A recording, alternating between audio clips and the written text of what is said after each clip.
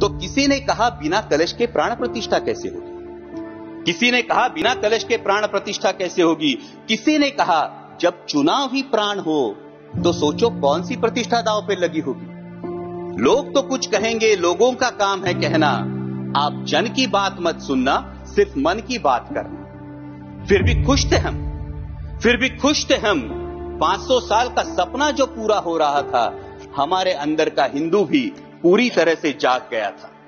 तो चल पड़े अयोध्या की ओर, राम लल्ला की दर्शन की आस लगाए। चल पड़े अयोध्या की ओर, राम लल्ला के दर्शन की आस लगाए। जो सामने नजारा देखा वो देखकर दंग रह गए।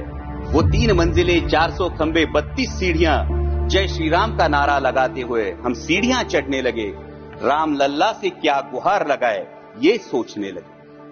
पहली सीढ़ी पर याद आई महंगाई, पहली सीढ़ी पर याद आई महंगाई, दूसरी पर देश में बढ़ती बेरोजगारी, तीसरी पर पत्रकारिता की चरण चुंबकता, चौथी पर सेंट्रल एजेंसीज की संदिग्ध भूमिका। हर सीढ़ी पर कुछ न कुछ याद आ रहा था, हर सीढ़ी पर कुछ न कुछ याद आ रहा था।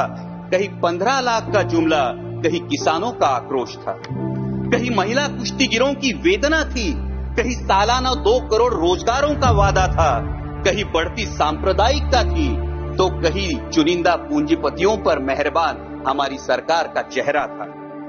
इस वास्तविकता ने झंझोड़ने के बाद, इस वास्तविकता ने झंझोड़ने के बाद भी हम अंधभक्तों की तरह चलते गए। होश तो तब संभाला जब राम लल्ला के दर्शन हुए।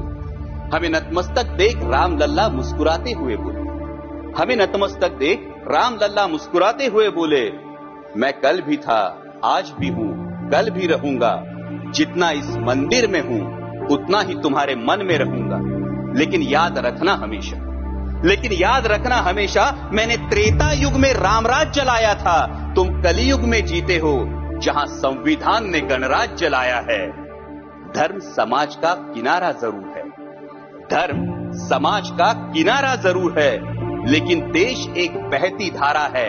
किनारे को धारा के बीच में लाया तो प्रवाह अड़ जाता है, प्रगति के पथ से हट जाता है। इसलिए धर्म का ठेकेदार नहीं, पहरेदार बनना चाहिए। इसलिए धर्म का ठेकेदार नहीं, पहरेदार बनना चाहिए। तुम रहो न रहो, वो रहे न रहे, ये देश रहना चाहिए, देश का संविधान रहना चाहिए, देश का लोकतंत्र रहना चाहिए, ये देश रहना चाहिए। जय हिंद, धन्यवाद।